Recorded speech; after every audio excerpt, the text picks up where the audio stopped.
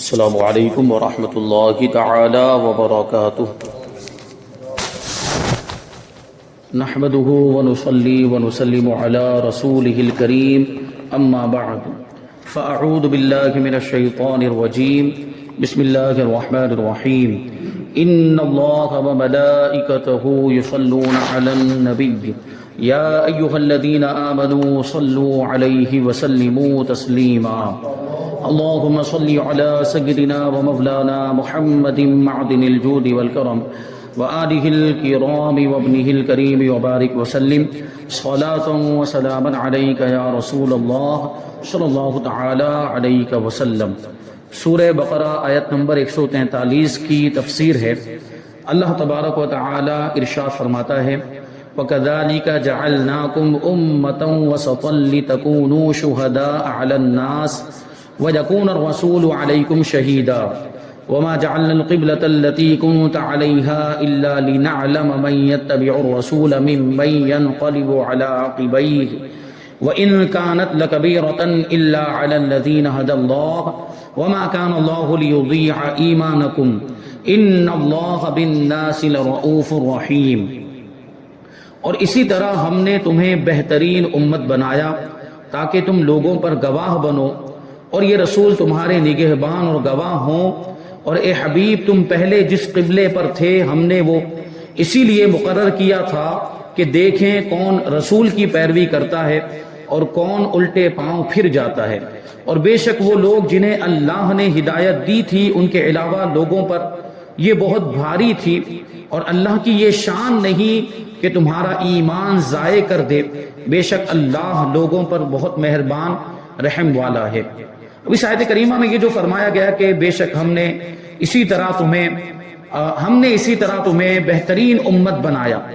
یعنی اے مسلمانوں جس طرح ہم نے تمہیں ہدایت دی اور خانہ کعبہ کو تمہارا قبلہ بنایا اسی طرح ہم نے تمہیں بہترین امت بنایا۔ اس آیت کریمہ میں لفظ ہے امت وسط۔ وسط کا ایک معنی درمیانی بھی ہوتا ہے اور ایک معنی بہترین بھی ہوتا ہے، اور درمیانی کو بھی بہترین کہا جا سکتا ہے اس اعتبار سے کہ جو چیز درمیان میں ہوگی وہ افراط و تفرید سے پاک ہوگی، یعنی اس میں افراط نہیں ہوگا اور اس میں تفرید بھی نہیں ہوگی، اس میں اعتدال ہوگا، درمیانہ روی ہوگی، میانہ روی ہوگی، درمیانی انداز ہوگا،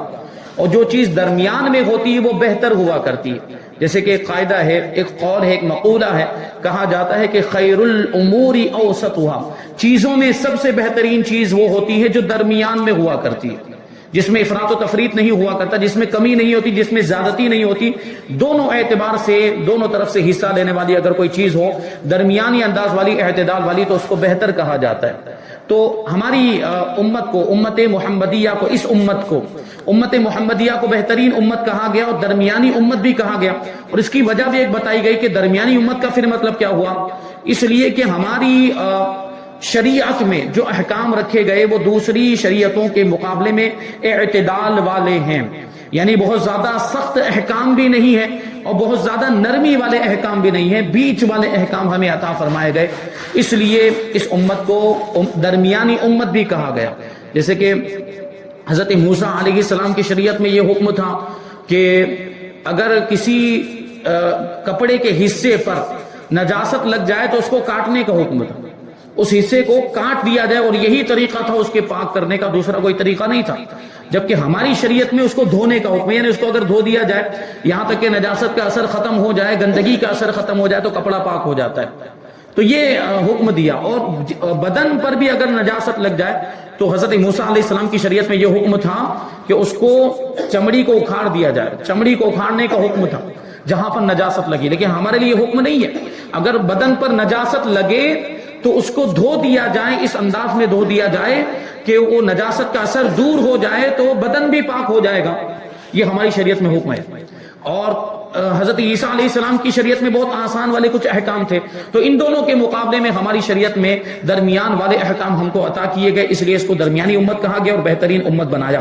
حضور پرنور صلی اللہ علیہ وسلم کی امت زمانے کے لحاظ سے سب سے پیچھے ہے، سب سے بعد میں آنے والی امت ہے اور مرتبے کے لحاظ سے سب سے آگے ہے، یعنی سب سے افضل ہے۔ افضل کے لیے یہاں پر وسط کا لفظ استعمال کیا گیا، اور عربی میں بہترین کے لیے بھی وسط کا لفظ استعمال ہوتا ہے، افضلیت کے لیے اس کا استعمال ہوتا ہے۔ مسلمان دنیا اور آخرت میں گواہ بھی ہیں، جیسا کہ آیت کریمہ میں آگے ذکر ہے۔ دنیا میں تو اس طرح گواہ ہیں کہ مسلمان کی گواہی مومن و کافر سب کے بارے میں شرعاً مقبول ہے اور معتبر ہے، یعنی مسلمان اگر مسلمان کے بارے میں گواہی دے تب بھی اس کی گواہی قابل قبول ہے، اور کافر کے بارے میں گواہی دے تب بھی قابل قبول ہے اور معتبر ہے۔ اور کافر کی گواہی مسلمان کے خلاف معتبر نہیں۔ خلاف کے لفظ پر غور کرنے کی ضرورت ہے، یعنی مطلب یہ ہوا کہ اگر کافر مسلمان کے خلاف گواہی دے رہا ہے یا جس سے مسلمان کا نقصان ہو رہا ہو تو کافر کی گواہی نہیں مانی جائے گی، لیکن اگر کافر مسلمان کے حق میں گواہی دے رہا ہو جس سے مسلمان کا فائدہ ہو رہا ہو، نقصان نہ ہو رہا ہو، تو مان لی جائے گی۔ تو یہ بھی دیکھیں نیز اللہ تبارک و تعالیٰ کے فضل و کرم سے مردوں کے حق میں بھی اس امت کی گواہی معتبر ہے، جو دنیا سے جا چکے، ان کے بارے میں بھی اگر ایمان والے کچھ کہتے ہیں تو ان کی بات مانی جائے گی، اور رحمت و عذاب کے فرشتے اس کے مطابق عمل بھی کرتے ہیں۔ چنانچہ بخاری شریف میں حضرت انس ابن مالک رضی اللہ تعالی عنہ سے روایت ہے کہ صحابہ کرام رضی اللہ تعالی عنہم کے پاس سے ایک جنازہ گزرا تو انہوں نے اس کی تعریف کی، یعنی صحابہ کرام نے اس کی تعریف کی۔ نبی کریم صلی اللہ علیہ وسلم نے فرمایا کہ واجب ہو گئی۔ پھر دوسرا جنازہ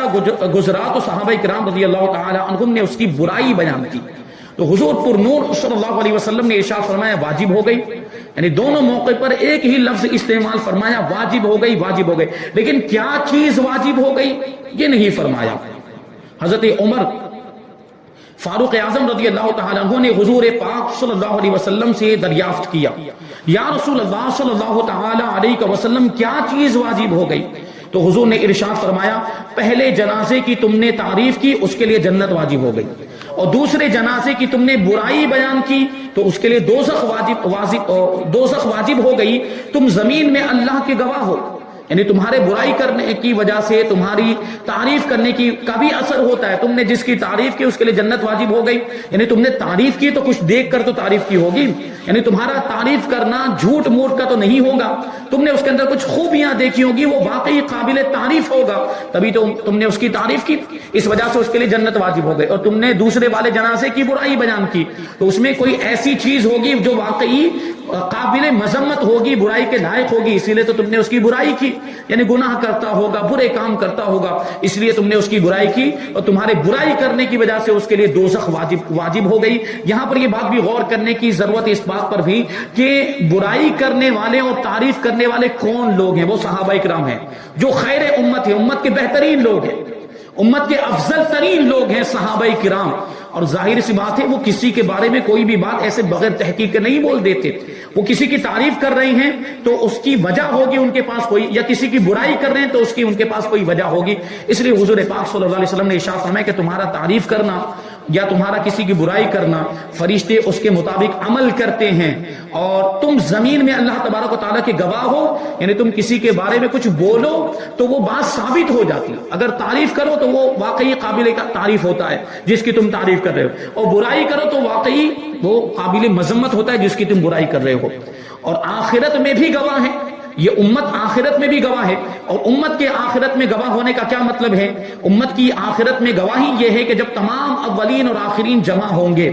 میدان محشر میں، سب جمع ہوں گے، جب سے دنیا بنی جب تک دنیا قائم رہے گی سارے اولین اور آخرین جمع ہوں گے، اور کفار سے فرمایا جائے گا کہ کیا تمہارے پاس میری طرف سے ڈرانے اور احکام پہنچانے والے نہیں آئے تھے؟ تو وہ انکار کر دیں گے، یعنی کفار انکار کر دیں گے ہمیں کوئی سمجھانے والا نہیں آیا تھا، ہمیں کوئی ڈرانے والا نہیں آیا تھا، احکام پہنچانے والا، تبلیغ کرنے والا نہیں آیا تھا، یعنی انبیاء کرام کا سیدھا انکار کر دیں گے اور کہیں گے کہ کوئی بھی نہیں آیا تھا ہمیں سکھانے کے لیے۔ تو حضرات انبیاء کرام علیہ الصلوۃ والسلام سے دریافت کیا جائے گا تو وہ عرض کریں گے کہ یہ جھوٹے ہیں، یہ جھوٹ بول رہے ہیں، ہم نے انہیں تبلیغ کی ہے، ہم نے انہیں احکام پہنچائے اور انہیں ڈرایا بھی ہے اللہ کے عذاب سے، لیکن یہ لوگ سدھرے نہیں، انہوں نے مانا نہیں۔ تو اس بات پر انبیاء کرام علیہ الصلوۃ والسلام سے کافروں پر حجت قائم کرنے کے لیے دلیل طلب کی جائے گی، یعنی اللہ تبارک و تعالیٰ کو کسی دلیل کی حاجت نہیں، اللہ تبارک و تعالیٰ تو سب جانتا ہے، اللہ نے ہی تو ان کو نبی بنا کر بھیجا تھا انبیاء کرام کو دنیا میں، اللہ کو تو کسی دلیل کی اور کسی حجت کی حاجت نہیں، کافروں کے سامنے حجت پیش کرنے کے لیے تاکہ ان کے پاس کوئی بہانہ نہ رہ جائے، کوئی عذر نہ رہ جائے کہ بھائی بس ایسے ہی بات کہہ دی نبیوں نے تو اس کو مان لیا گیا، کوئی دلیل طلب نہیں کی گئی، تو وہ کوئی عذر پیش نہ کر سکے، کوئی بہانہ نہ کر سکے، اس لیے انبیاء کرام سے دلیل مانگی جائے گی کہ آپ جو یہ بات کہہ رہے ہیں کہ ہم نے اپنا جو تبلیغ کا فریضہ ہے وہ انجام دے دیا تھا، ہم نے اپنی ذمہ داری کو ادا کیا، ان کو ڈر سنایا تھا، ان تک احکام پہنچائے تھے، ان تک اللہ کا پیغام پہنچایا تھا، تو اس کی کیا دلیل ہے؟ تو انبیاء کرام عرض کریں گے کہ امت محمدیہ ہماری گواہ ہے، امت محمدیہ ہماری گواہ ہے، وہ گواہی دیں گے اور ان کی گواہی سے یہ بات ثابت ہو جائے گی۔ چنانچہ یہ امت یعنی امت محمدیہ پیغمبروں کے حق میں گواہی دے گی کہ ان حضرات نے تبلیغ فرمائی، یعنی ہم گواہی دیں گے، امت محمدیہ کے افراد قیامت میں میدان محشر میں گواہی دیں گے کہ ہاں نبیوں نے اپنی ذمہ داری کو پورے طور پر ادا کر دیا، انہوں نے اپنے فریضے کو نبھایا اور تبلیغ فرمائی اور اللہ تبارک و تعالیٰ کے احکام پہنچا دیے۔ اس پر گزشتہ امت کے کفار کہیں گے کہ امت محمدیہ کو یہ کیسے معلوم ہوا، امت محمدیہ کو یہ کیسے پتا چلا، یہ تو ہم سے بھی بعد میں آئے تھے دنیا میں، امت محمدیہ سب سے آخر میں آئی دنیا میں، تو ان کو کیسے پتا چلا کہ اگلی امتوں میں کیا کیا ہوا تھا، کافروں کے تعلق سے، نبیوں کے بارے میں ان کو کیسے پتا چلا، یہ بات ان کو کیسے معلوم ہوئی؟ چنانچہ امت محمدیہ سے پوچھا جائے گا اس بارے میں، تو امت محمدیہ سے یہ پوچھا جائے گا کہ تم کیسے جانتے ہو کہ نبیوں نے تبلیغ کا فریضہ انجام دے دیا؟ تو وہ عرض کریں گے کہ یا رب تو نے ہماری طرف اپنے رسول حضرت محمد مصطفیٰ صلی اللہ علیہ وسلم کو بھیجا اور ہم پر قرآن پاک نازل فرمایا، تو ان دونوں چیزوں کے ذریعے سے ہمیں یقینی طور پر، قطعی طور پر پتہ چل گیا کہ حضرات انبیاء کرام علیہ السلام نے کامل طریقے پر تبلیغ کا فریضہ انجام دے دیا اور اپنی ذمہ داری کو ادا کر دیا، یعنی نبی نے ہمیں بتایا تھا اور قرآن پاک کے ذریعے سے ہم نے جانا تھا، اور یہ دونوں چیزیں ہمارے لیے ایسی ہیں کہ ان دونوں چیزوں میں یعنی نبی پاک صلی اللہ علیہ وسلم کا فرمان ہمارے سامنے آ جائے متواتر طور پر، قطعی طور پر، اور قرآن پاک کی آیتیں یہ ہمارے لیے یقینی ہوتی ہیں، تو ہم نے ان دونوں چیزوں کے ذریعے جان لیا کہ حضرات انبیاء کرام علیہ السلام نے پورے طریقے پر اپنی ذمہ داری کو نبھایا ہے، تبلیغ کا فریضہ انجام دیا۔ پھر سید الانبیاء یعنی ہمارے آقا حضور رحمت عالم صلی اللہ علیہ وسلم سے آپ کی امت کے بارے میں پوچھا جائے گا، دریافت کیا جائے گا کہ یہ لوگ سچ کہہ رہے ہیں، تو حضور پاک صلی اللہ علیہ وسلم بھی امت کی تصدیق فرمائیں گے کہ ہاں یہ میری امت کے لوگ، میری امت کے افراد صحیح کہہ رہے ہیں، اور انہوں نے مجھ سے سن کر ہی جانا تھا اور قرآن پاک کی آیتوں کے ذریعے سے جانا تھا کہ انبیاء کرام سچے ہیں اور انبیاء کرام نے اپنی ذمہ داری کو نبھا دیا ہے۔ تو یہ بات ہے، یہاں پر غور کریں، ایک اور بات یہاں پہ بھی بیان کریں گے کہ امت گواہی دے گی، امت کو گواہ بنایا جائے گا، لیکن دیکھیں کیسی مقدس ہستیوں پر گواہ بنایا جائے گا، انبیاء کرام کے تعلق سے۔ اس سے ہم اور آپ امت محمدیہ کے مقام و مرتبے کا اندازہ لگائیں کہ کتنا بڑا مقام و مرتبہ ہے کہ انبیاء کرام کا معاملہ ہے اور انبیاء کرام کے تعلق سے گواہی دینی ہے، انبیاء کرام نے جو دعویٰ کیا ہے اس کو ثابت کرنا ہے، اس کو ثابت کرنے کے لیے گواہ کے طور پر امت محمدیہ کو پیش کیا جائے۔ تو اسی وجہ سے علماء کرام نے فرمایا کہ یہ جھوٹے لوگوں کو نہیں پیش کیا جائے گا،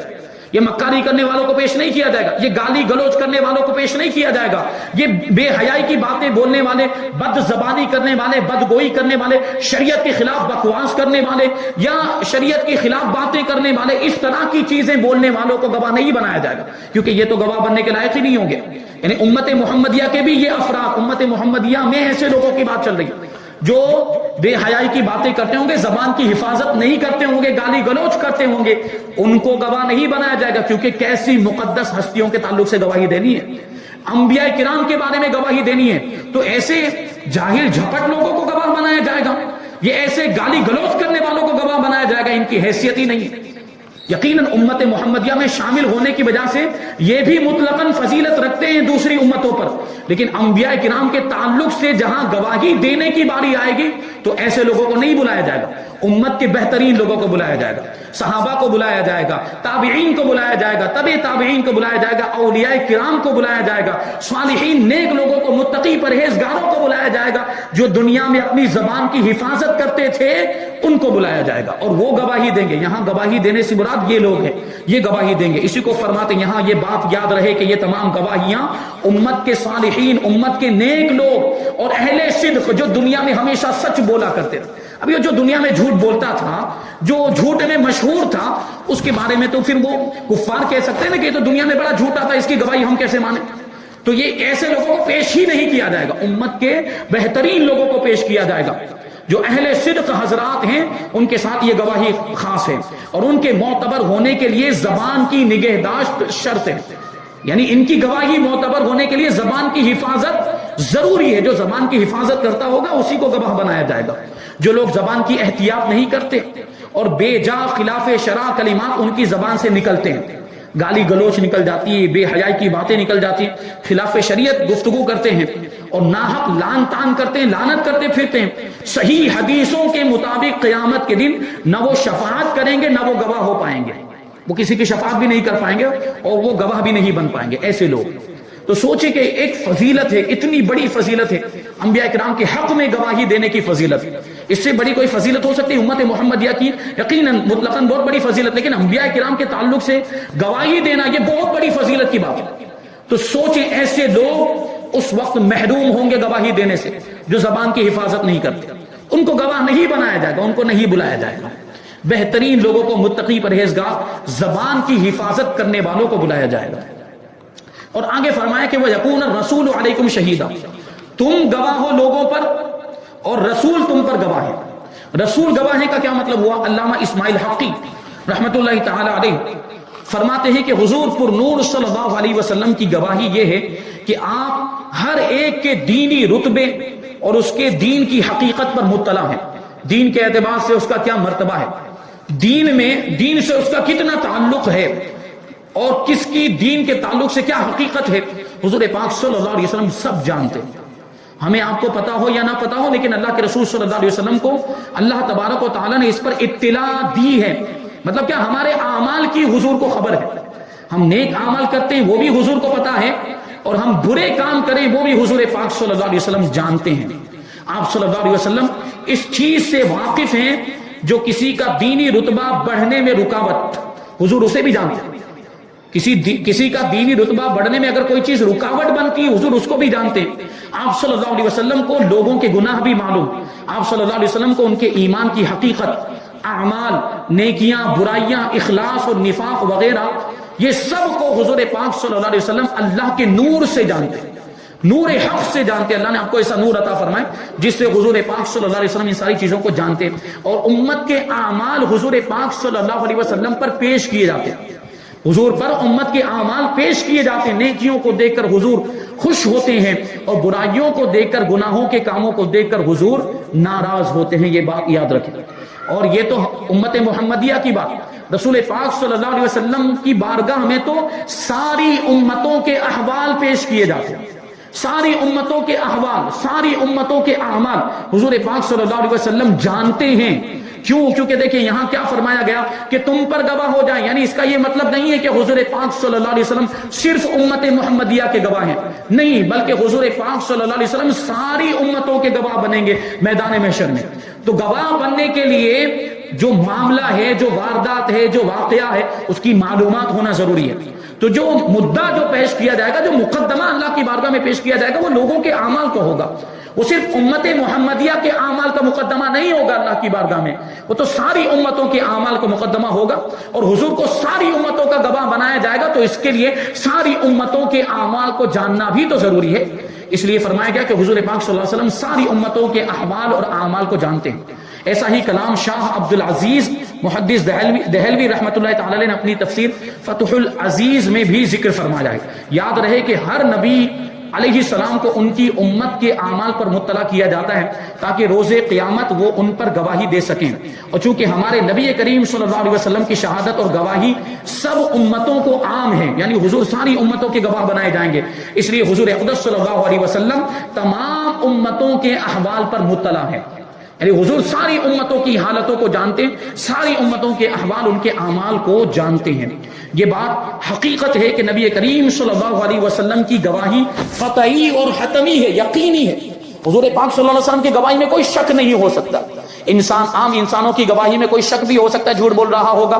جھوٹی گواہی دے رہا ہوگا، لیکن نبی پاک صلی اللہ علیہ وسلم کی گواہی میں کسی طرح کا کوئی شک نہیں، کسی طرح کا کوئی شبہ نہیں۔ حضور پاک صلی اللہ علیہ وسلم کی گواہی حتمی، قطعی، یقینی ہے۔ ہمارے پاس قرآن کے کلام الہی ہونے کی سب سے بڑی دلیل حضور پاک صلی اللہ علیہ وسلم کی گواہی ہے۔ قرآن اللہ تبارک و تعالیٰ کا کلام ہی کہ ہم نے کیسے جانا؟ ہمارے نبی نے بتایا۔ حضور پاک صلی اللہ علیہ وسلم نے فرمایا کہ یہ قرآن کی آیت ہے، اس کو لکھ لو، یہ قرآن کی سورت ہے، اس کو لکھ لو، اس کو وہاں لکھو، اس کو وہاں لکھو۔ یہ حضور پاک صلی اللہ علیہ وسلم ارشاد فرماتے تھے یہ حضور کی گواہی ہے، اور اسی سے ہم نے جانا کہ یہ قرآن پاک اللہ تبارک و تعالیٰ کا کلام ہے، اور یہی قرآن پاک کے اللہ تبارک و تعالیٰ کا کلام ہونے کی سب سے بڑی دلیل ہے اور سب سے بڑی گواہی ہے۔ اور جیسے یہ گواہی قطعی طور پر مقبول ہے، یعنی قرآن کے تعلق سے حضور پاک صلی اللہ علیہ وسلم کی گواہی قطعی اور یقینی طور پر مقبول ہے، اسی طرح حضور پاک صلی اللہ علیہ وسلم کی گواہی دنیا میں اپنی امت کے حق میں مقبول ہے۔ یعنی دنیا میں حضور نے اپنی امت کے بارے میں جو بھی فرمایا، یا امت کے افراد کے بارے میں، مخصوص افراد کے بارے میں حضور پاک صلی اللہ علیہ وسلم نے جو کچھ بھی ارشاد فرمایا وہ قطعی یقینی ہے، اس کا ماننا ہر مومن پر لازم اور ضروری ہے۔ لہٰذا حضور پاک صلی اللہ علیہ وسلم نے اپنے زمانے کے حاضرین کے بارے میں، آپ کے زمانے میں جو بھی موجود تھے ان کے بارے میں جو کچھ بھی ارشاد فرمایا، مثلا صحابہ کرام، ازواج مطہرات اور اہل بیت اطہار رضی اللہ تعالی عنہم کے فضائل و مناقب جو حضور نے بیان فرمائے، یا غیر موجود لوگ جیسے حضرت اویس قرنی رضی اللہ تعالی عنہ کے بارے میں، یا بعد میں آنے والے لوگوں کے بارے میں جیسے حضرت امام مہدی رضی اللہ تعالی عنہ وغیرہ کے لیے حضور نے جو کچھ بھی فرمایا ان کو تسلیم کرنا ہمارے لیے لازم ہے، اس کو ماننا ہمارے لیے ضروری ہے، ہمارے ایمان کا حصہ ہے، کیونکہ حضور نے فرمایا۔ جیسے کہ عشرہ مبشرہ کی بات آتی، وہ 10 خوش نصیب صحابہ کرام جن کو اللہ کے رسول صلی اللہ علیہ وسلم نے دنیا ہی میں جنت کی بشارت عطا فرمائی، جنت کی خوشخبری عطا فرمائی۔ امام ان کے بارے میں کہتے ہیں کہ وہ 10 جن کو جنت کا مژدہ ملا، وہ 10 جن کو جنت کا مژدہ ملا، اس مبارک جماعت پہ لاکھوں سلام۔ تو حضور نے 10 صحابہ کرام کے بارے میں فرما دیا کہ یہ جنتی ہیں، اب ان کو جنتی ماننا ہمارے لیے لازم اور ضروری ہے، کیونکہ حضور نے گواہی دے دی۔ یہ سب سے بڑی گواہی، یہ سب سے بڑی دلیل ہے۔ اور آگے یہ فرمایا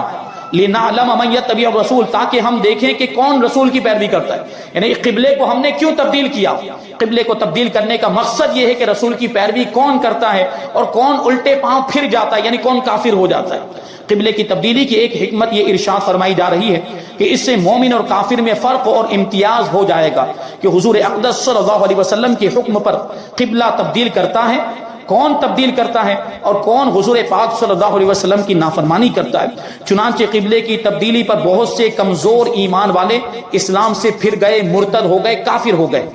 منافقین اسلام پر اعتراض کرنے لگ گئے، اور جو پختہ ایمان والے تھے، جو مضبوط ایمان والے تھے، وہ اسلام پر قائم رہے، ثابت قدم رہے، اور قبلے کی تبدیلی کو انہوں نے دل و جان سے قبول کیا۔ تو یہ ثابت ہو گیا کہ کس کا ایمان کمزور، کون منافق ہے، یہ قبلے کی تبدیلی سے معلوم ہو گیا۔ اور آگے یہ فرمایا کہ اگرچہ یہ تبدیلی بہت گراں تھی، یہ بہت بھاری چیز تھی، ظاہر سی بات بہت بڑا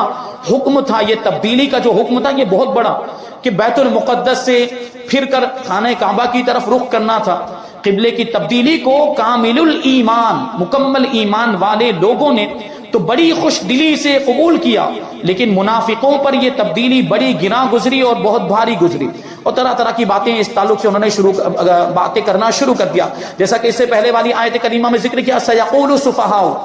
یعنی بے وقوف لوگ قبلے کی تبدیلی کے بارے میں لعن طعن کریں گے اور بیجا گفتگو کریں گے، اعتراضات کریں گے۔ اور قبلے کی تبدیلی کے بارے میں یہودیوں نے بھی لعن طعن کیا، یہودیوں نے بھی اعتراض کیا تھا، منافقین نے بھی کیا تھا، مشرکین نے بھی کیا تھا، جیسا کہ اس سے پہلے بیان کیا گیا۔ اب اس میں دیکھیں منافقت کی علامت، یہ منافقت کی علامت ہے کہ جو حکم نازل ہو اس پر اعتراض کرنا، اس کو قبول نہ کرنا، یہ منافقوں کا کام ہے۔ تو اس کے بارے میں بھی کچھ باتیں، اور حضور پاک صلی اللہ علیہ وسلم کی پیروی کو ہی اصل قرار دیا گیا یہاں پر۔ یعنی کیا فرمایا کہ تاکہ ہم دیکھیں، قبلہ تبدیل ہم نے اس لیے کیا تاکہ ہم دیکھیں کہ کون آپ کی پیروی کرتا ہے۔ مطلب حضور پاک صلی اللہ علیہ وسلم کی پیروی یہ اصل کا درجہ رکھتی ہے، اصل الاصول ہے، ساری اصلوں میں اصل کا درجہ یہ حضور پاک صلی اللہ علیہ وسلم کی پیروی ہے۔ یعنی حضور خانہ کعبہ کی طرف اگر رخ کر کے نماز پڑھنے لگ جائے تو مسلمانوں کے لیے لازم ہے کہ خانہ کعبہ کی طرف رخ کر کے نماز پڑھے، اور اگر حضور بیت المقدس کی طرف رخ کر کے نماز پڑھنے لگ جائے تو سارے مسلمانوں کے لیے لازم ہے